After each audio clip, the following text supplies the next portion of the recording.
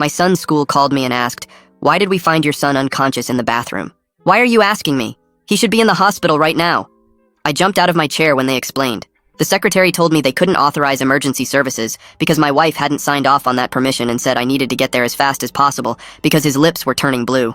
I was already running to my car before she finished talking. I called Isabella while speeding through traffic. She picked up on the third ring, sounding way too calm for someone whose child was unconscious at school.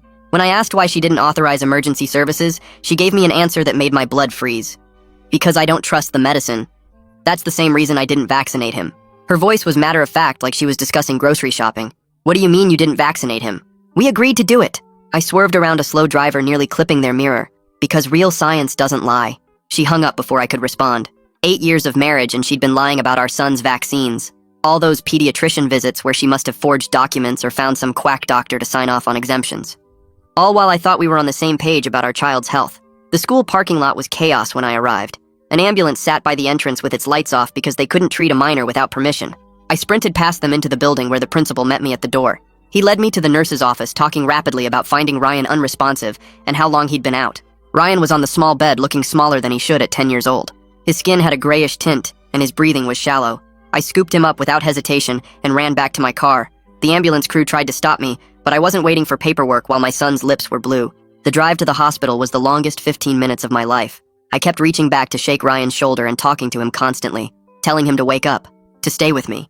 His eyes fluttered a few times but wouldn't open. His breathing stayed shallow and scary. The emergency room took him immediately when they saw his condition. Nurses surrounded us as I carried him to a bed. Doctors started working before I even finished explaining what little I knew. They pushed me out to the waiting room, promising to update me soon. I called Isabella 6 times, but she didn't answer. Texted her updates about Ryan being in the hospital. Nothing. Instead, my phone buzzed with a Ring camera notification from our house. I almost ignored it, but needed any distraction from the waiting. The video showed Isabella's car pulling into the driveway, but she wasn't alone. Pastor Kent from her church got out of the passenger side, looking around nervously. They kissed and hurried inside. I stared at my phone, trying to process what I'd just seen.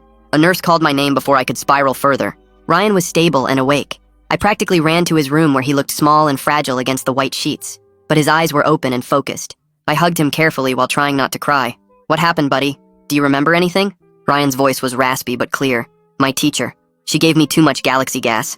She said it's because it'll make me smarter." I sat there staring at Ryan while my brain tried to make sense of what he just told me. The nurse walked in right then and started checking the monitor showing his oxygen levels. She wrote numbers on a chart while I pulled out my phone and sent a quick text to my attorney friend asking if she could call me about something urgent. Ryan's eyes kept closing like he wanted to sleep, but I needed to know more about what happened. The emergency room doctor came in holding a clipboard and looking serious. He explained that